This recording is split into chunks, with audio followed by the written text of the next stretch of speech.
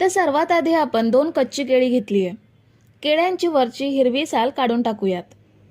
स्क्रॅपरने किंवा सुरीने अगदी सहज ही साल वेगळी होते. दोन्ही केळ्यांच्या साली काढून टाकायच्या आहेत.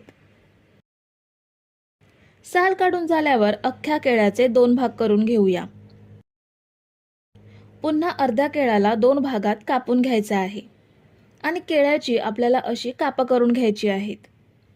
एका भागाची साधारण 4 ते 5 कापं तयार होतात. ह्याचप्रमाणे दोन्ही केळ्याची कापं करून घेऊयात. ही बघा, आपण कापं करून घेतली आहेत. सगळी कापं साधारण एवढ्या जाडीची आहेत. आता एका प्लेटमध्ये सुके मसाले घेऊयात. सर्वात आधी 1.5 चमचा लाल तिखट घ्यायचा आहे. पाव चमचा हळद घेऊयात. अर्धा चमचा जिरे पावडर घ्यायची आहे. अर्धा चमचा धने पावडर घेऊयात. अर्धा चमचा गरम मसाला घ्यायचा आहे. चवीनुसार अर्धा चमचा मीठ घेऊयात. 1 चमचा आला लसूण पेस्ट घेऊया. आता आपल्याला ह्यामध्ये अर्ध्या लिंबाचा रस घ्यायचा आहे.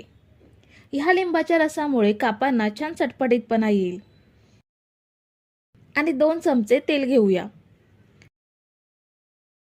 आता हे सगळे जिन्नस मिक्स करून घ्यायचे आहेत. हातानेच हा मसाला व्यवस्थित एकजीव करूया. तर हा बघा, आपला मसाला तयार आहे. आता कापून घेतलेल्या केळ्याच्या कापांना मसाला लावून घेऊया.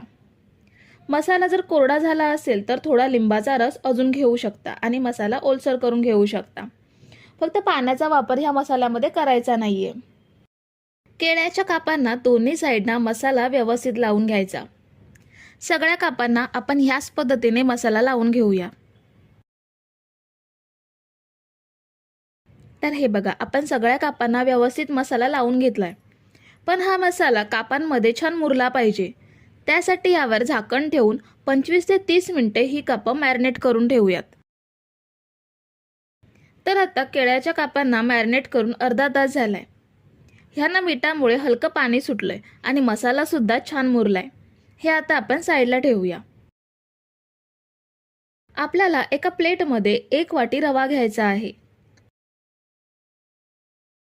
आणि त्याच वाटीने अर्धी वाटी तांदळाचं पीठ घेऊयात. त्याचसोबत ह्यामध्ये अर्धा चमचा लाल मिरची पावडर घ्यायची आहे. मुलांसाठी बनवत असाल तर ह्यामध्ये लाल तिखट नाही वापरलं तरीही चालेल, कारण मॅरिनेट करताना आपण 1.5 चमचा लाल तिखट घेतलेला आहे. आता ह्या कोटिंगला चव येण्यासाठी अर्धा चमचा मीठ घेऊया. पुन्हा हे सगळं छान मिक्स करायचं आहे. मिक्स करून झाल्यावर मॅरिनेट केलेली केळ्याची कापं ह्यामध्ये बुडवून त्यांना छान कोटिंग देऊयात. दोन्ही साईडने व्यवस्थित कोटिंग द्यायचं, कारण रव्यामुळे कापांना छान कुरकुरीतपणा येतो. सगळ्या कापांना ह्याप्रमाणे कोटिंग देऊया. तर ही बघा, आपण एक बॅच तयार करून घेतली आहे. आता ही फ्राय कशी करायची ते पाहूयात. कढईमध्ये तळण्यासाठी तेल घेतलंय. तेल चांगलं गरम झालंय. ह्यामध्ये एक एक करून कापं सोडूयात. जेवढी कढईमध्ये बसतील तेवढीच कापं घ्यायची आहेत आणि ही कापं आपल्याला मध्यम आचेवरती फ्राय करून घ्यायची आहेत. स्लो गॅसवरती फ्राय करायची नाहीयेत, कारण स्लो गॅसवरती तेलाचं तापमान कमी असेल तर रवा तेलात विरघळू शकतो. कापं तेलात सोडल्यावर सुरुवातीला मिनिटभर तरी ह्यांना चमचा किंवा झारा लावायचा नाहीये. 1 मिनिटाने ही अरतून परतून छान फ्राय करून घेऊयात. तुम्ही जर इथेपर्यंत रेसिपी बघताय तर तुम्हाला एक विनंती आहे की व्हिडिओला एक लाईक जरूर करा. तर अगदी 4 ते 5 मिनिटातच ही छान कुरकुरीत फ्राय झाली आहेत. आपण ही तेल नितळून काढून घेऊया आणि बाकीची कापं सुद्धा अशीच फ्राय करूया. तर ही बघा, आपण केळ्याची सर्व कापं फ्राय करून घेतलेत. खूप मस्त कुरकुरीत तयार झाली आहेत. ही कापं तुम्ही संध्याकाळच्या वेळी चहा सोबत चटणी लावून सुद्धा खाऊ शकता किंवा जेवणाला तोंडी लावण्यासाठी टिफिनमध्ये लहान मुलांना किंवा मोठ्यांना सुद्धा टिफिनमध्ये देऊ शकता. खूप छान चविष्ट आणि कुरकुरीत अशी चटपटीत लागतात. तर मंडळी, रेसिपी कशी वाटली हे कमेंट करून नक्की सांगा आणि व्हिडिओला न विसरता लाईक करा. रेसिपी तुमच्या मित्रमैत्रिणींसोबत शेअर करा आणि चॅनलला सबस्क्राईब केलं नसेल तर लगेच सबस्क्राईब करून घ्या. थँक्यू.